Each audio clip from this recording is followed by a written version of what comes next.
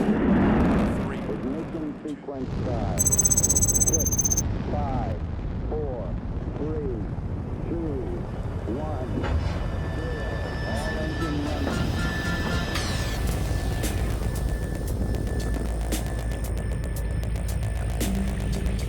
Сайн байцгаана уу үзэгчдээ. Өнөөдрийн дугаар маань маш сонирхолтой дугаар болно. Яагаад гэвэл бид өмнө нь дандаа хүүхдүүдтэй хамт туршилт хийж байсан бол өнөөдөр багш нартай хамт туршилт хийж шин зүйлийг сурах нэ. Багш нар гэхээр та нар гайхчихж магадгүй. Гэхдээ өнөөдөр Дүүдүү хүүхдийн музей дээр STEM Expo 2026 гэдэг хөтөлбөр зохион байгуулагдж байгаа. Энэ хөтөлбөрт маань хөдөө орон нутаг болон Улаанбаатарын сургуулиудын 310 гаруй багш нар хүрэлцэн ирж шин зүйлийг хамтдаа суралцах гэж байна. Одоо хэдүүлээ орж багш нартайгаа танилцъя. Өнөөдрийн нэвтрүүлгээрээ бид STEM боловсрол хэмээх орчин үеийн сургалтын арга барилын талаар ярилцах болно. STEM гэдэг нь англи хэлний 5 үгийн товчлол юм. Шинжлэх ухаан, технологи, инженертэл, урлаг, математик багтдаг. Эдгээр хичээлүүдийг хооронд нь уялдуулан зөвхөн хүүхдэд онол заахаас гадна боддоор туршиж, бүтээж, асуудал шийдвэрлэх чадвар эзэмшүүлэхийг STEM боловсролын гол зорилго гэж үздэг. Жишээлбэл сурагчид робот угсарч програмчлах, 3D бүтээх, шинжлэх ухааны туршилт хийх, математикийн мэдлэгээ ашиглан бодит асуудал шийдэх зэрэг практик ажил хийдэг. Мөн урлагийг технологитой хослуулснаар хүүхдийн бүтээл сэтгэлгээ илүү хөгждөг байна. STEM боловсролын хамгийн том давуу тал нь хүүхдийг ирээдүйн мэрэгжил, шин технологийн эринд бэлтгэдэг юм. Учир нь өнөө үед зөвхөн мэдлэгтэй байхаас гадна багаар ажиллах, шинийг санаачлах, асуудал бүтээлчээр хандах чадвар маш чухал болсон юм. Манай улсад ч STEM боловсролын чиглэлээр роботик, код бичих сургалт, инженерчлэлийн клуб, хүүхдийн бүтээлч лабораториуд олноор байгуулагдаж байна. Энэ нь хүүхэд залуусыг сурах арга барилд шинэ өнгө төрх авчирч байгаа юм. Ингээд STEM боловсрол нь хүүхэд бүрийн авьяас чадварыг нээж, мэдлэгийг бодит амьдралтай холбож өгөх орчин үеийн боловсролын чухал хэлбэр гэдгийг онцлон хэлмээр байна. Зөвлөм чихрийг энэ 4 настай хүүхдэд энэ Волтер Мишель гэдэг профессор өгсөн юм байна л да. За эхлээд одоо та нар яг одоо аавна гэвэл нэгийг үгүй. 10 минут, 15 минут хүлээж байгаа давна гэх юм бол би та нарт 2 болгоод өгье гэдгийгсэн. Тэгээ яг энэ зурган дээр харж байгаачлан зарим хүүхдүүд үгүй би шууд идэнэ гэж аваад идсэн. Зарим нь ингээ хөөрхөн хүлээсэн. Зарим нь бүр ингээ байж ятсан. Яг ингээд энэ хүүхдүүдийг 24 настай үеийн амжилт буюу 20 жилийн хугацаанд дагаж амжилт, ололт, сэтгэл санааны байдал, сэтгэл зүйн эрүүл мэнд бүх зүйлийг ингээд ажигласан. За ингэсэн чи яасан бэ гэсэн чинь сэтгэл хөдлөлөө барьж буюу нэг ёсондоо 5 минут, 10 минут хүлээгээд 2 болгож авсан хүүхдүүдийн 24 насны амжилт нь илүү өндөр байсан. Хүссэн сургуультай хүүхэд орж чадсан. Хүссэн мэрэгчлэрээ ажиллаж чадсан. Хүссэн бүх зүйл дээрээ хүрж исэн. Нөгөө бидний амжилт гэж ярьдаг зүйл. Тэгтэл шууд аваад ицсэн тэр хүүхдүүд яасан бэ гэхээр маш амархан донтох эрсдэлтэй байсан. Альва зүйлд уруу татагдах эрсдэлтэй байсан. За найз нөхдөдөө илүү их цагийг зугаан цэнгэлд зарцуулдаг байсан. Ингээд нэг ёсондоо сургуулийнхаа шалгалтандаа өөрсдийгөө бэлдэж чадаагүй, цаг гаргаж чадаагүй, хүссэн сургуультай орж чадаагүй, хүссэн ажил цалин дээр хүрч чадаагүй байсан. Тэгэхээр эндээс юу харагдсан бэ гэхээр бид нар ерөөсөө энэ сэтгэл хөдлөл гэдэг зүйл маань бидний өдөр тутмын гаргаж байгаа тэр үйлдэл, шийдвэрийн 80 орчим хувийг нь бий болгож байна. Бидний тарих буюу хамгийн уртлын хэсэг prefrontal cortex гэдэг энэ духны уртлын хэсэг байдаг. Энэ духны уртлын хэсэг маань шийдвэр гаргах буюу яг одоо бүрэн хөгжиж дуусахнаас бол 20-с 25 нас байдаг юм байна. Тэр төлөвлөх, эрсдэл тооцох, сэтгэл хөдлөлөө хянах, ухаалаг шийдвэр гаргах, өөрийгөө ойлгох гэдэг энэ процессууд хол байж байгаа. Яг энэ үе дээр бид нар өнөөдөр хүүхдүүдэд маань сэтгэл санааны асуудал гараад ирэхээр тэрийг хэн ч ойлгодгүй. За хүүхэд юм байж яагаад уурлаад байгаа. За чиний гуниглан гэж юу байдгийг? Юу хэцүү байгаад байгаа. Яагаад байгаа. Юу ч болохгүй байгаад байгаа. Гэрийн даалгавраар хийгээчтэй, онц сураачтэй те мундаг хүн болох хэрэгтэй. Ийм л шаардлагуудыг эцэг их тавьдаг. Сайн бай, мундаг бай гэж хэлдэг. Болохгүй байгаа зүйлийг нь харагдаад байгаа хэрнээ бид нар олж заримдаа хардаггүй. Тэгэхээр бид нар нэг ёсондоо хүүхдээ мундаг сайн хүн болгоё гэхээс илүүтэйгээр яаж эрүүл сэтгэл зүйтэй байх юм бэ? Хүүхэд маань тэр мэдлэг мэдээллийг авахын тулд эхлээд айдасгүй байх. Яагаад ч бид нар айдасгүй, аюулгүй орчин үүсгэх ёстой юм бэ гэж бодох нь өөрөө зүрх сэтгэлийн боловсролын хамгийн эхний алхам юм аа. Ийм учраас энэ сэтгэл хөдлөлийн чадамж буюу бид нар хамгийн түрүүнд одоо мэдээлэл авахад бидний тархинд орж сэтгэл хөдлөл мэдрэмжээр одоо бий болж явдаг энэ зүйлийг бид нар бага наснаас нь аль болох одоо сургуулийн өмнөх боловсролоос нь зааж багш болгон үг үйлдэл хичээлийнхээ арга барилдаа нэвтрүүлж өгснөөр өнөөдөр зүрх сэтгэлийн боловсрол гэдэг зүйлийг бид нар академик боловсролтой хослуулж эрүүл сэтгэл зүйтэй зүрх сэтгэлийн боловсролтой хүүхдүүдийг хөгжүүлэхийн тулд бидний та бүхний оролцоо чухал юм шүү гэдгийг хэлхийг зорилоо. Баярлалаа. Өмнөх жилүүдэд орсон 3 дахь жилдээ орж байгаа, 2 дахь жилдээ орж байгаа багш нар ингээд нэлээх байдаг. Тэгээд эндээс маш олон их гоё юм арга техникүүдийг сурдаг. Магадгүй зарим нэг юм давтагдж байгаа арга техникүүд мэд боловч дахиад тэрийг нөө баттгах, илүү өөр орчин нөхцөлд өөр шинэ хүмүүстэй танилцах энэ зүйл нь байдаг учраас STEM Expo бол одоо багш нарын маш хүлээдэг арга хэмжээ болсон. Тэгээд яг өнцлөө хувьд нэг зүйл ажиглагдж байгаа нь одоо нэг олон улсын байгууллагууд, хүүхдийн байгууллагууд өнөөдөр ихэд ингээд өнөөдөр арга хэмжээд нэлээд элчин сайдын яамдын бас гол шинжилгээ ухааны хүмүүс бас ингээд хүрээд ирсэн байж байна. Сургуулийн захирлууд, сургалтын менежерүүд маш ирсэн байна. Ер нь бол ингээд бүгдээрээ нийтээр гоё ингээд шинжилгээ ухаан, STEM боловсрол хүүхдүүдийн танин мэдхүү бүтээл чанарыг нэмэгдүүлэх чиглэлд ингээд маш их юм эрэл хайгуул хийдэг хүлээлттэй болцсон байна. Тэгээд энэ цаг үед бас ингээд ийм болж байгаад бол бид нар бас нэлээд баяртай байгаа. Өнөөдөр бид нар яг хаан зогсож байна гэхээр сүүлийн 3 жилд нөгөө ChatGPT гарч ирснээс хойш нэг бүүн болоо гарч ирснээс хойш нэг 3 жилийн хугацаанд хэмэл оюуны одоо тэр систем хөгжүүлэлт ч юм уу хөгжүүлэлтэнд ингээд хөрөнгө оруулалт 8 дахин ихссэн. Дэлхийд даяар энэ шиг ингээд хөрөнгө оруулалт хийгээд байна. За тэгээд минутанд 6 хүн хэмэл оюуны сургалтанд хамрагдъя гэдэг бүртгэл хийлгэж байна. 1 минутанд 6 хүн энэ ур чадварыг авъя гэдэг бүртгэл хийлгэж байна. Энэ Coursera дээрх юу тэ дата. За тэгвэл ажил олгогчдын 63% нь хэмэл оюуны ур чадваргүй ажилтан бол миний бизнест эрсдэлтэй гэж үздэг болсон байна гэсэн үг. За тэгэхээр ер нь энэ дээр нэмээд ингээд сурагчид багшаасаа өмнө хэмэл оюуныг ашиглаад эхэлсэн. Багш нь сайн ашиглах байхад хүүхэд нь ашиглаад байгаа. Гэтээ зөвөө буруу юу гэдгийг багш нь өөрөө сайн ингэж хянж чадахгүй байгаа, хүүхэд нь хянж чадахгүй байгаа. Гэтээ илүү их ашиглаж байгаа гэсэн үг тийм. Багш бол хичээлээ заалаа даалгавар өглөө, хүүхэд бол багшаас илүү тэнд ашиглаад байна тийм. За тэгээд нэмдэг нь одоо бид хэд вэ шүү дээ тийм. Өмнө нь мэдэх гэж л сурдаг байсан. Ямарваа нэгмийг мэдэх гэж сурдаг. Тойргийн талбай хэд вэ гэхээр чэйжилдэг байсан тийм. Ньютоны хууль юу вэ? Пикорийн теорем гэдэг ингээ бүгдийг чэйжилдэг байсан. За тэгсэн чинь одоо болохоор нэр томьёо чэйжлэх гэхээсээ илүү ер нь бол тэрийг AI 1 секундэд л гаргаад өгчих нь. Тэгэхээр ер нь юу асуух юм? Ямар зорилгоор асуух юм? Яг тэр нь үнэн зөв юм уу гэдгийг боддог, шүүнд хунгаадаг тийм ур чадвар хүмүүстэд хэрэгтэй болчихж байгаа.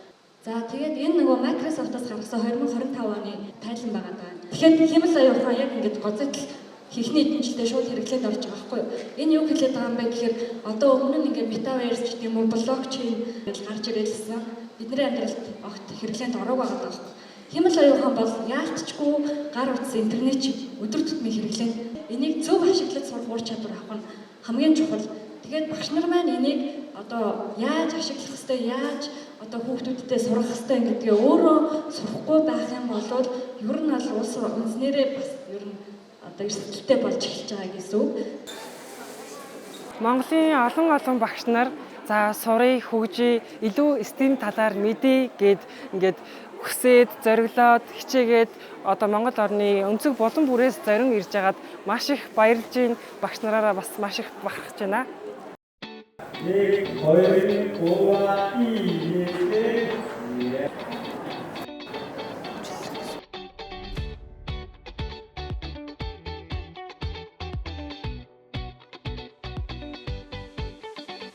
Ингээ манай туршилтууд эхлэж байна.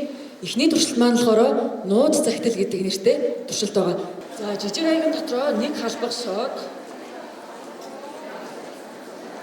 хийгээд дээрээс нь бага хэмжээний ус хийгээд уустал нь сайн хутгаж өгнө.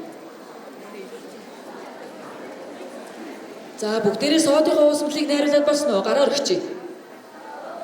За одоо нөгөө аяганда энэ шар хөвгтэй төрмөрк байгаа те хоолны амтлагч.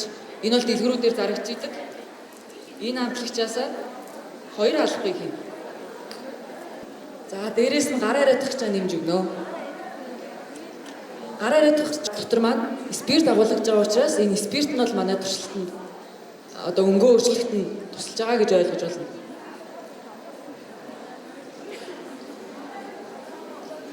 За одоо бүгдээрээ 2 уусмлаа бэлдээ тавьчлаа. Хатуу цаасан дээрээ содынхоо уусмал 2 талдаа хүүнтэй модоод үрээд за тэгээд нууц захиагаа бичнэ. Зураг байж болно, захиа байж болно, хүссэн зүйлээ бичиж болно. За тэгээ бичиж дуусчаад хамгийн гол нь цаасаа маш сайн хатаах шаардлагатай байгаа шүү. За энэ туршилт маань бол ер нь индикатор ашиглаад бодисын хүчлэг, шүлтлэг, суйрлаг чанарыг одоо тодорхойлж байгаа туршилт байгаа. Харин бидний өнөөдөр ашиглаж байгаа турмерик буюу хоол амтлагчин дотор куркумин гэдэг бодис агуулгаддаг юм байна. Тэр бодис нь болохоор онцлог нь гэх юм бол шүлтлэг орчныг мэдэрч одоо өнгөө хуургах чадвартай, улаан өнгөөр хуургах чадвартай ийм индикатор байт юм байна. Харин хүчлэг орчинд бол мэдрэх чанар байхгүй. Саармаг орчинд шар өнгөтэй, хүчлэг орчинд улаан өнгөтэй болд юм байна. За одоо бүгдээрээ дууссан уу? Уусмлаа найруулаад цаасаа хатаацсан тийм ээ. За тэгвэл одоо хэдүүлээ нууц захиагаа уншицгаая. Биерээ турмерикийн уусмал дотор дүрээд за энийг дүрсэн биерээрээ яг зураг зурсан уу, захиа бичсэн үү? Тэр хэсэг дээрээ нэмээд зурна.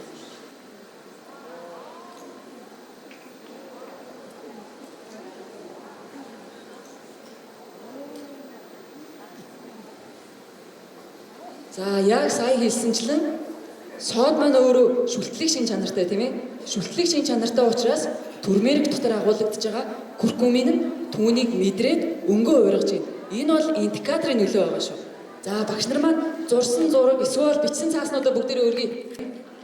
За ингээд өнөөдөр хэдүүлээ маш энгийн гар доорх материалыг ашиглаад бодисын хүчлэг, суйрлаг, саармаг шин чанарыг таньж мэдэх сурлаа. За бидний хэд бол хөсөө хүлээсэн туршилтууд маань маш гоё идэвхтэйгоо явагдаж байна. За энэ сурсан зүйлээ ангийнхаа хүүхдүүдэд очиод за цэцэрлэгийн 5 настай хүүхдүүд маань ерөнхийдөө туршилт болон иймэрхүү яг энэ юунууд маш дуртай сонирхолтой байдаг байгаа. За тэгээд өнөөдрийн сургалтанд бүх багш нар бүгдээрэнд нь амжилт хүсье. Ийм гоё үйл ажиллагаа зохион байгуулад та бүхэндээ бүгдээрэнд нь баярлалаа гэж хэлье. Одоо энэ хамгийн ихний туршилтын нэг хэсэг байна. Тэгээд ер нь бол STEM гэдэг бол ерөөсөө төсөл суурилсан арга зүй. Тэгээд хүүхдүүдийг одоо байгаа гарын дорох материалаар ашигладаг хүүхдүүдийн бүтээцгээд болох вэ гэдэг зүйлийг бол ингээд суралцаж авч ийн. Энийг одоо аймагтаа очиод ангийнхаа сурагчтай, сургуулийнхаа сурагчтай ер нь бол хэрхэн түгээн дэвгэрүүлэх вэ гэдэг талаас нь бодоод бас айгүй суралцж байна. 21 аймгийн төлөөлөл маш олон сумаас 400 орчим багш бол өнөөдөр ийм хайнцон 360-ын туршилтын арга хэмжээнд бол ингээд оролцсон явж байгаа. Тэгээд эдгээр багш нарын бүр дийлэнх нь орон нутгаас ирсэн, тэр дундаас сумаас ирсэн багш нар байгаа. Тэгээд ягаад тэгэхээр ер нь манай сумын багш нар бол маш бүтээлч байдаг. Тэгээд хамгийн гайхалтай нь энд хийсэн их зүйлээ суман дээр очиод ангийнхаа хүүхдүүдэд, сургуулийн хүүхдүүдэд бас ингээд заадаг нь өөрөө ингээд дараагийн багш нарын ингээд тогтмол ирэх нь бас энэ суур үндсэн болдог. Ер нь бол маш органикаар явдаг ийм үйл ажиллагаа байгаа. Цаасны утгаа орох нь байна. За хоёрт болохоор хөвгтөрлийн нэг удаагийн цаасаа аягийг бол хэрэгжилж болно. За тагийг онгойлгонгууд дотор нь туулган цаас болон хоёр ширхэг шүдэнсний мод байгаа. Гурвангийн толгойгийн нэг тал руу нэг доор байхаар тавиад нэг булангаас нь одоо харж байна над шиг нэг булангаас нь орохдоо энэ шүдэнсний модныхоо хоёр талын чимэхгүй шүү заяа. Одоо яг жигд үүрэг хийж орно гэсэн үг. Хоёр талаар нь хоёр үзүүр нь одоо ингээд ийм агаартай байхаар за одоо аягтайгаа ажиллана. Аяга доошоо харуулаад тавиад ёроо хэсэгт нь өссөн дүрсээ гаргаж байгаа. За би од болгоч гэсэн чинь жоохон онцгой доод болчих шиг боллоо. Шүдэнснийхээ толгой хэсгийг нь чимхээд агаар гарахааргүй мушгий шүү заяа. За Шударгаар хэлээрээ аль нь толгойг нь мэдгүй байгаа хүн байвал гараа өргөөрэй. Сүүл хэсгийг онгорхоо орхиод сүүлээ аяг руугаа оруулна. Яагаад тэгж байгаа вэ гэхээр утаагаа хідүүлээ аяг руугаа юулж авах гэдэг шүү дээ, тий? За ингээд эвдийнхэн байрлуулчих. Халаана. За халаахтаа мэдээж бас шүдэнснийхээ толгойг халаана гэдгийг мэдчихэж байгаа шүү дээ, тий?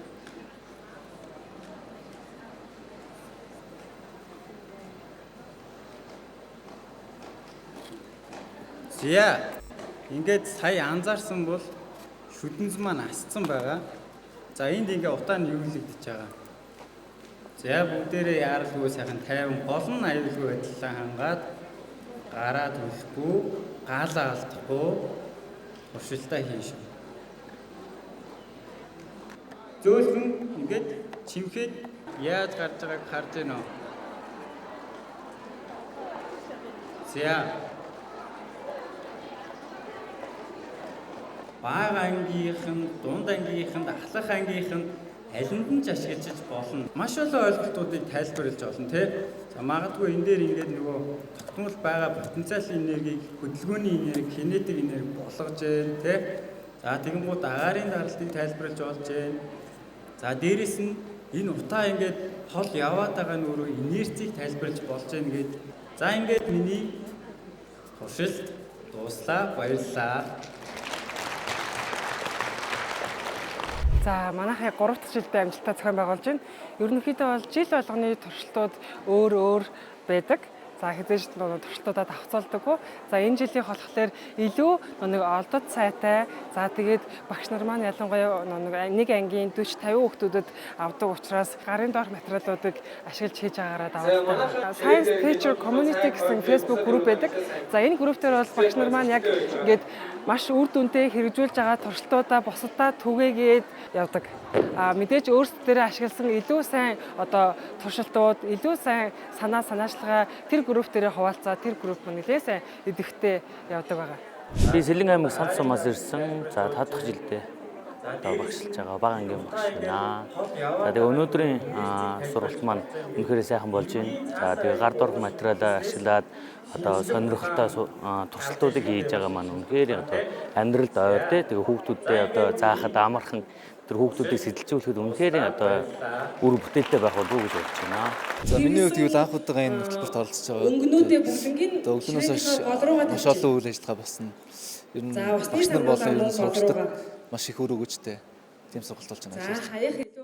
За энэ туршилтыг гүйцэтгэхдээ бид нэр соныг тэнцвэрийн тухай ойлголтыг эндээс мэдэж авсан. Мөн хүүхдүүдийн гарын жижиг булчин хөгжүүлэх тийм туршилт байна. Тэгээд туршилтаас бол маш их зүйлийг мэдэж авч байна. Очоод сургуульдаа цэцэрлэгт энэ туршилгаа түгээн дэлгэрүүлнэ гэж бодож байгаа.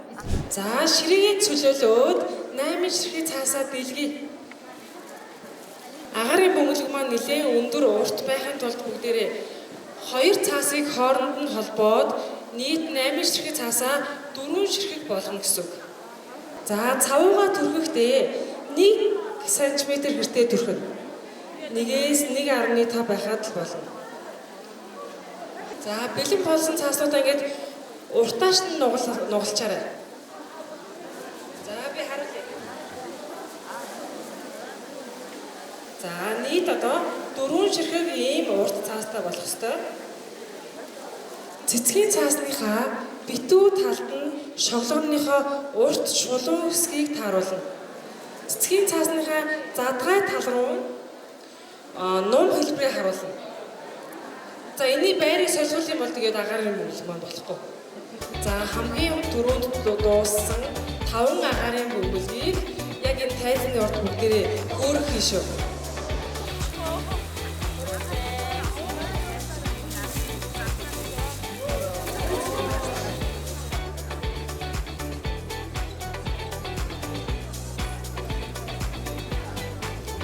STEMX энэ арга хэмжээнд бол бүр анхны жилээс нь ахвал тогтмол оролцож байгаа тэсийн ядуу хүлээдэг. Тэгээ орон нутгийн багш нарт бол маш том боломж ер нь бол өгдөг. Жишээлбэл би сая олон багш нартай нэг баг болж ажиллаж байна л да. Энэ воркшопын үеэр тэгэхэд бол бид нар харилцан маш олон мэдээллийг солилцлоо.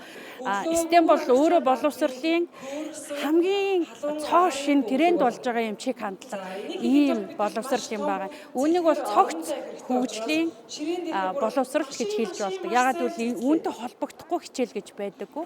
Холбогдохгүй шинжлэх ухаан, холбогдохгүй эрдэм мэдлэг гэж байхгүй. Тийм учраас энэ бол өөрөө маш өөр дүнтэй. За байгалийн ухааны хичээлүүд бол ерөнхийдөө бол дан туршилтаар явж байгаа. Тэгээд зарим нөхцөлд бол боломжгүй байна. За зарим нь ихэнх тохиолдолд бол бас гайгүй туршилтаар үзүүлчих нь одоо 1000 хэлгээр одоо нэг үз гэдэг шиг тэгээд сайхан туршилтаар хийгээд үзүүлчих юм бол хүүхдүүд бол одоо тэр маш сайн ойлгож авдаг давуу талтай. Би одоо аймгийн төвд багшилдаг 6-10 жил байгаа. Туршилттай сургуулиуд бол STEM хөтөлбөртэй цэцэрлэгүүд бол нэлээ ихээр үүсэж байгаа. STEM-ийн хөтөлбөртэй сургуулийн бага ангиуд бас нэлээ үүсэж байгаа. Манай аймагт бол STEM хөтөлбөр нэлээ орсон. STEM боловсролыг эзэмшсэн багш нар ямар чадвартай болдог вэ? Нэгдүгээрт багш нар бүтээл сэтгэлгээ хөгжүүлэх арга барилд суралцдаг. Хичээлийг зөвхөн онлоор бус туршилт, төсөөл, бүтээлээр дамжуулан сонирхолтой байдлаар зохион байгуулах боломжтой болдог.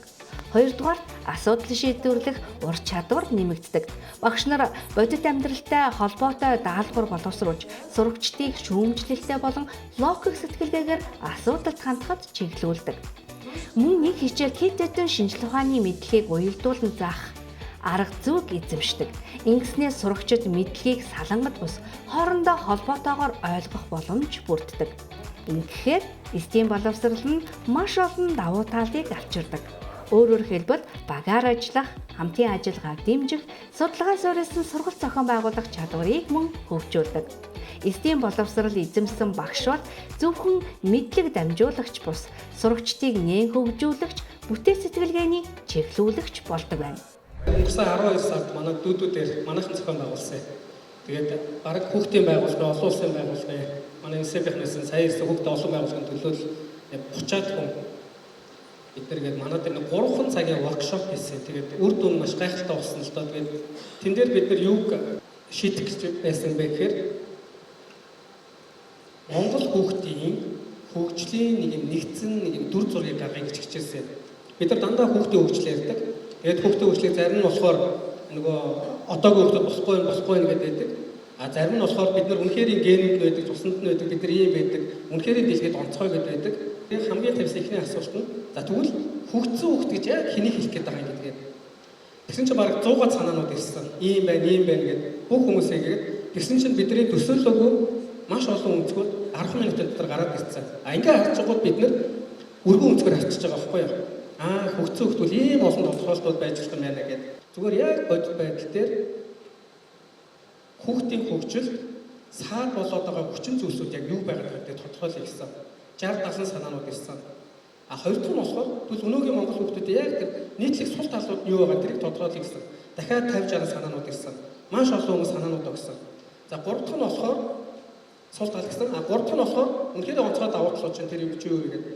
Ингээд маш олон гой санаанууд гараад ирэнгүүт нөгөө хүмүүс маань энэ дээрээ ажиллаад үр дүнд нь юу гэж гарч ирсэн бэ гэхээр өнөөгийн монгол хүүхдүүд ингээд үнэхээр потенциал байна. Хүсэл эрмэлзэл байна, тэмүүлэл байна. Гэхдээ хүүхдийн хөгжлийг нь нэгдсэн бодлогоор дэмжиж байгаа төрийн тэр бодлого, орчин нөхцөл маш олон зүйлсүүд ингээд сул байгааг гаргаад ирчихэж байгаа юм. Тэр эндээс юу харж байгаа гэхээр хүүхдүүдээс шалтгаалаагүй дандаа томчууд биднээс эцэг эхчүүдээс, сургууль мөшгөлчнээс шийдвэр гаргаснаас шалтгаалсан хүчин зүйлээс шалтгаалаад монгол хүүхдүүд ингээд хөгжиж чадахгүй нэг гаргаад ирчихэж байгаа юм. За баярлалаа. Би Якомины гээд Япон улсад үүссэн хөтөлбөрийн талаар бас товчхон хэлчихье гэж бодож байна. 1980 онд Якомины Шифүми багш энэ хөтөлбөрийг Япончууд ерөнхийдөө хэтэрхий их технологиуд байглаасаа тасарчаад байна. Хүн бол байгалийн амтан, байгаль их дэлхийдээ ойрхон байхгүй бол бид Европт бэлдээд байна гэдэг өнцгөөс байгалийн цэцэрлэг байгуулж исэн. Тэгээ Якомины багш анх удаа Монголд ирээд морь унсан манай 3 настай хүүхдийг аавтайгаа явж байгааг харж хаад толгой сэгсэрч ирсэн. Энэ бол 40 жил миний хүүхдийг бие даалгах гэж сургах гэж явсан сургалтын хөтөлбөр тэр чигээр энэ морин дэл дээр явж штэ гэдэг үг надад маш их урам зориг өгч бидний энэ өв соёл дотор чи энэ дэлхийн хайгаад байгаа байгальтайгаа ойрхон хүнлэг энэрэнгүй энэ хөтөлбөр чи тэр чигээр явдгийн байна гэж гайхан биширж исэн. Тийм учраас танай энэ нүүдэлчин ахуй соёл гэдэг үл жинхэнэ хүнийг бэлддэг бие даалгадаг ийм гайхамшигтай хөтөлбөр юм а гэж тэр гайхамшигтай багш хэлж байгаа. Нүүдэлчин ахуй соёлоор өөрөө бас малчин ахуйд мал хуйтайгаа ахуй соёлтойгоо өссөн хүний хувьд маш их омгшсон. Монголчууд бол бид өөрсдөө хүүхдээ хүмүүжүүлж чадна. Өв соёлт маань маш том сургамж гайхамшиг байгаа гэдгийг бодож үргэлж хичээж явдаг. Тэгээ сургуулаач тэр дээр тулгуурлаад гадны хөтөлбөрүүд бол бидэнд багаж зэвсэг болно. Бид харин Монгол тарих зүрхийг бол бид өөрсдөө бүтээх ёстой гэж бодож байгаа.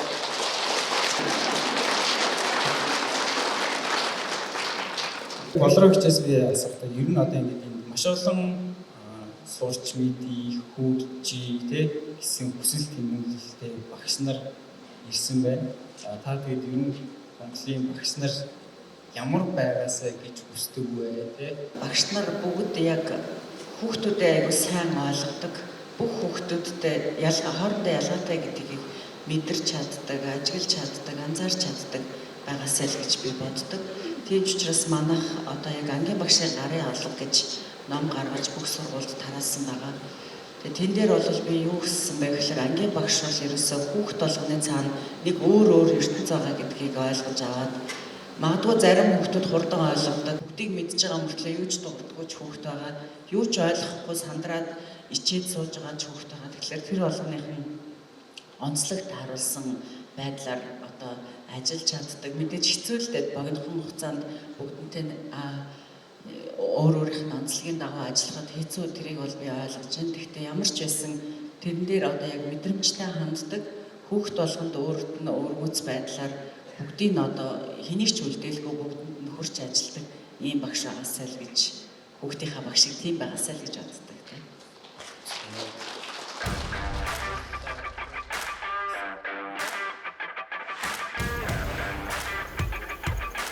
Аливаа арга хэмжээ хөтөлбөр үргэлж үр дүнд өгнөлттэй байдаг. Өнөөдрийн STEM Expo 2026 хөтөлбөрийг миний хувьд өгнөл хүүхдийн сурах хүсэл эрмэлзэл, шинжилгээ ухаан гэдэг зүйл хизээж эд материал болон хэрэглэгдэхүүнээр хязгаарлагддаг байна. Үүнийг гарын доорх материал хог хаягдлыг ашиглаад туршиж үзэж, сурч мэдэж болгоё байна гэдгийг ойлгож авлаа. Багш нар маань ч гэсэндээ энэ сурсан мэдснээ хүүхдүүдтэй хөтөлбөртөө ашиглана гэдэгт би итгэлтэй байна. Дараагийн дугаар уулзлаа. Түр баяртай.